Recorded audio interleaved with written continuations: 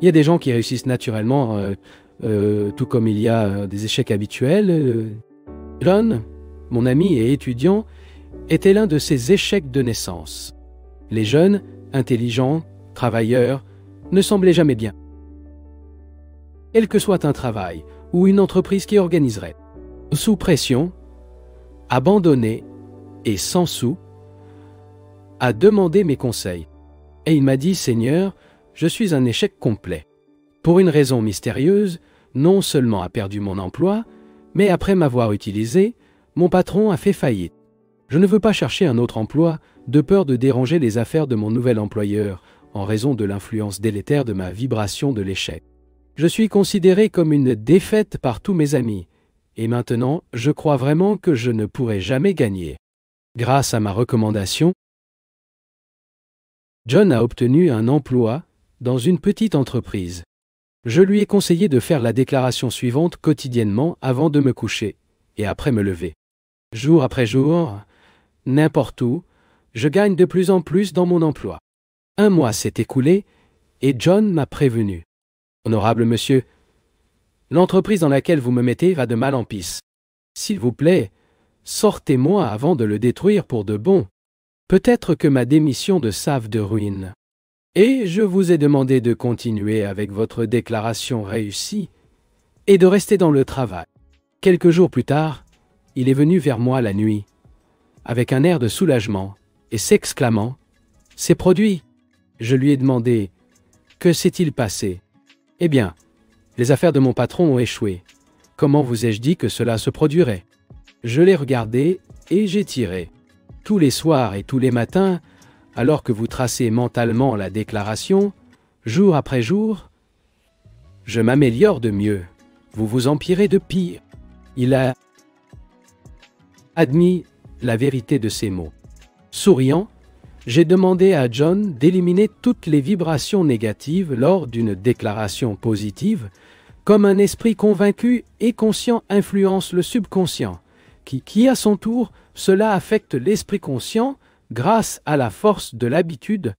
J'ai expliqué à John que ses succès étaient conditionnés par sa capacité créative, son environnement, ses habitudes précédentes et après la naissance, et que ce n'est que lorsqu'il établit un contact avec tous puissamment superconscients pourrait produire la cause d'un succès absolu.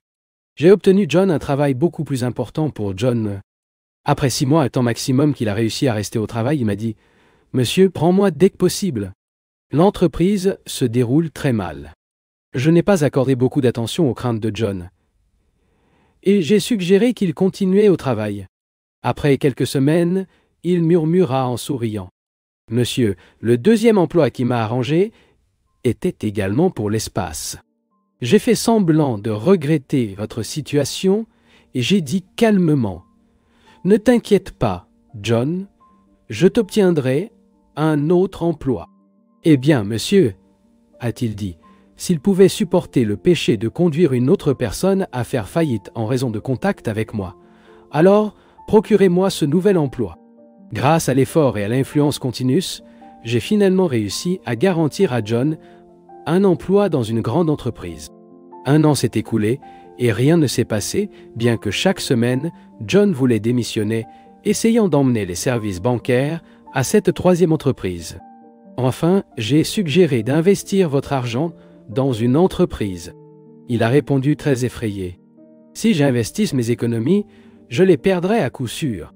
Je suis passé d'un grand échec à un grand succès. C'est arrivé. Je peux comprendre mon incompétence en raison du manque de compréhension. Mais je ne comprends pas comment j'enterrais les affaires des autres en raison des forces de mes vibrations d'échec. Et j'ai répondu. Vous n'avez pas enterré les entreprises où vous étiez. La loi de l'attraction qui régit les personnes ayant des vibrations similaires était responsable. Vous avez attiré les entreprises par la ruine et vice-versa, alors que 2 pompes déclenchées roulant ensemble pour la pente. Vous étiez un échec et l'entreprise était sur le point d'échouer. Selon la loi de l'affinité intime, vous êtes descendu côte à côte de la colline de l'échec et avez explosé en même temps. Les Occidentaux doivent comprendre que l'esprit est plus grand que leurs inventions. Plus de temps doit être consacré à l'art du contrôle mental pour obtenir, par la science, un succès complet. Et moins de temps devrait être consacré à la recherche de produits mentaux, le coût de la négligence, la culture de son esprit, qui fait tout et tout peut tout. Suivez le chemin souligné par l'Inde, qui conduit à l'acquisition de superconscience et contrôle absolu de l'esprit. De cette façon, vous apprendrez à créer ce dont vous avez besoin à volonté. L'esprit est la source de toutes vos tribulations et de tout votre bonheur. Vous êtes plus fort que tout ce que vous faites face. Si vous ne comprenez pas cela maintenant, vous devrez comprendre plus tard. Dieu vous a donné le pouvoir de contrôler votre esprit et votre corps pour être exempt de douleur et de souffrance. Ne dis jamais que j'en ai marre. N'empoisonnez pas votre esprit en pensant que si vous ne pouvez pas manger certains aliments, vous en souffrerez, et ainsi de suite. Ne permettez jamais à votre esprit de conduire des pensées de maladie ou de limitation. De cette façon, vous verrez que votre corps changera pour le mieux. L'esprit est le pouvoir qui crée votre corps. S'il est faible, votre corps s'affaiblira. Ne vous inquiétez pas et ne s'ennuie pas avec quoi que ce soit. Si vous renforcez votre esprit, vous ne ressentirez pas de douleur corporelle. Et, peu importe ce qui se passe, vous devez toujours être mentalement libre. Si vous utilisez de manière constructive la puissance que vous avez déjà, plus de puissance le fera. Branchez-vous avec la puissance cosmique et aura bientôt la force créative de l'esprit. Vous serez en contact avec une intelligence infinie, capable de la guider et de résoudre vos problèmes. La puissance de la source dynamique de votre être passera à travers vous afin qu'elle soit créative dans le monde des affaires, le monde des idées ou le monde de la sagesse. Si vous insistez pour être triste, personne au monde ne vous rendra heureux. Mais préparez l'esprit à être heureux. Rien et personne au monde ne vous volera ce bonheur. Si vous avez déjà perdu l'espoir d'être heureux, remontez le moral, ne désespérez pas. Son âme, reflet de l'esprit éternellement joyeux, est son propre bonheur. Si vous gardez les yeux fermés de la concentration, vous ne pourrez pas voir le soleil de bonheur briller dans votre esprit. Cependant, peu importe l'attention de l'attention, les rayons du bonheur continuent d'essayer de forcer la porte fermée de votre esprit. Ouvrez la porte de la sérénité et verra en vous-même le soleil de la joie. Les rayons jubilants de l'âme peuvent être perçus lorsque vous internalisez votre attention. Ne cherchez pas le bonheur uniquement dans de beaux vêtements, de délicieux plats et autres commodités. Ils emprisonneront leur joie derrière les barreaux d'extériorité. Si vous avez préparé votre esprit à trouver de la joie en vous, tôt ou tard, vous le trouverez. Recherchez-le tous les jours, pratiquez une méditation profonde et trouvera sans aucun doute le bonheur durable. Efforcez-vous de plonger en vous, car il y a la plus grande des joies. Le bonheur ne vient pas parce qu'il est souhaité, mais être rêvé, pensé et vécu en toutes circonstances. Peu importe ce que vous faites, gardez le courant souterrain du bonheur. La rivière secrète de la joie coulant sous les sables de vos pensées est le sol rocheux de vos aspirations. Certaines personnes sourient presque tout le temps, bien qu'elles aient la poitrine érodée par la tristesse. Ils vont progressivement derrière l'ombre de ces sourires vides. D'autres ne sourirent que de temps en temps, mais se nourrissent sous la surface d'innombrables sources de paix juvénile. Apprenez à être heureux dans votre cœur, malgré tout ce qui se passe, et parlez-vous. Le bonheur est le plus grand des droits divins de la naissance. Le trésor caché de mon âme. J'ai trouvé secrètement plus riche que les rois ne peuvent rêver. Le caractère fort est généralement le plus heureux. Ils ne blâment pas les autres pour les problèmes qui sont dus à leurs propres actes et au manque de compréhension. Ils savent que personne n'a le pouvoir d'augmenter ou de diminuer leur bonheur, sauf lorsqu'ils permettent eux-mêmes des pensées négatives ou les mauvaises actions des autres à les affecter. La détermination ferme d'être heureux vous aidera à ne pas s'attendre à ce que votre situation change en jugeant que cela réside le problème. Essayez d'être heureux en toutes circonstances. Si parfois le bonheur semble dépendre de certaines conditions, changez-les pour être heureux tout le temps. Ne soyez pas arrêtés par des règles, car il n'y a pas de règles sans exception. Peut-être dites-vous que si cela se produit, je serai très heureux. N'attendez pas. Prenez le plus grand prix de bonheur maintenant à votre portée.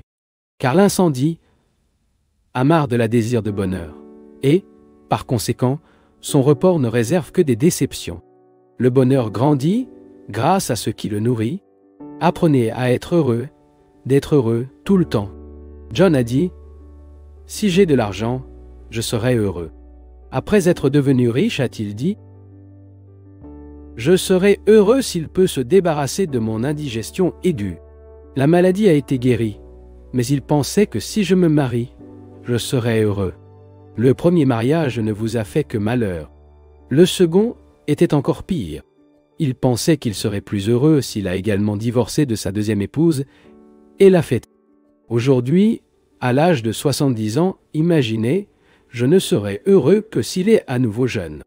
Et donc les gens essaient d'atteindre le but du bonheur sans jamais y parvenir. Conditionnez l'esprit d'être heureux dans la richesse ou la pauvreté, la santé ou la maladie, le bon ou le mauvais mariage, la jeunesse ou la vieillesse, le rire ou les pleurs. Ne vous attendez pas à des changements pour vous-même, votre famille ou dans votre environnement pour être heureux dans le cœur. Doivent être maintenant. Qui que vous soyez ou où que vous soyez. L'homme moderne est fier de répondre scientifiquement à la réalité. Parce que je fais la proposition suivante. Analysez la vie dans un laboratoire, par exemple. Oh, les gens aiment faire de la recherche. Alors que diriez-vous de rechercher vous-même? D'autres, leurs attitudes envers le monde, leurs idées et leurs comportements. Découvrez ce qu'est la vie humaine.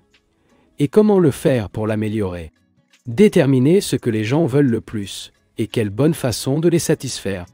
Déterminez également ce qui s'efforce le plus d'éviter et comment ils peuvent esquiver cet invité insupportable. En physique et en chimie, lorsqu'une personne veut une réponse exacte, il devrait poser la bonne question. Il en va de même pour la vie. Essayez de découvrir pourquoi tant de gens sont malheureux. Ensuite, avec cette compréhension, trouvez la meilleure façon de du bonheur durable. Pouvez-vous faire réfléchir le petit Romier mort de votre vie? En général, nous sommes nés riches de sourires, de jeunesse, de force, de beauté, de santé, d'aspirations mystiques et de doux espoirs. Au fur et à mesure que nous grandissons, nous perdons ces richesses et que les roses en nous flétrissent. Pourquoi? Pourquoi les roses seulement fleuve-t-il pour mourir? Est-ce alors le cas que notre bonheur ne semble disparaître? Nous voulons s'épanouir avec de bonnes actions, émaner de la joie et conserver à jamais la mémoire de ceux qui nous aiment. Nous n'avons pas besoin de mourir de pauvreté, de maladie ou de tristesse. Pour préserver notre rose, nous devons nous en occuper correctement, avec beaucoup d'eau et de nutriments, les protéger des ravageurs et du froid. La rose de notre bonheur ne peut que se développer dans le sol fertile de notre paix. Il ne grandira pas sur le plancher dur et insensible de l'état d'esprit humain. Nous devons continuellement tourner la paix avec l'appel des bonnes actions. Nous devons garder la plante de notre bonheur bien arrosée avec notre esprit d'amour et de service. Nous ne sommes heureux que lorsque nous rendons nos semblables heureux. Le véritable engrais pour l'arbre du bonheur est fourni uniquement par la méditation et le contact authentique avec Dieu dans la vie quotidienne. Sans contact avec la source infinie, où toutes les facultés et inspirations aux humaines poussent, nous ne grandirons jamais complètement et parfaitement. Les pires fléaux qui attaquent la plante du bonheur sont l'indifférence au progrès, à l'hébergement et au scepticisme. Le froid de l'inertie, ou l'absence d'efforts définis, est constant pour connaître la vérité et les plus grands maux qui souffrent de notre plante de bonheur.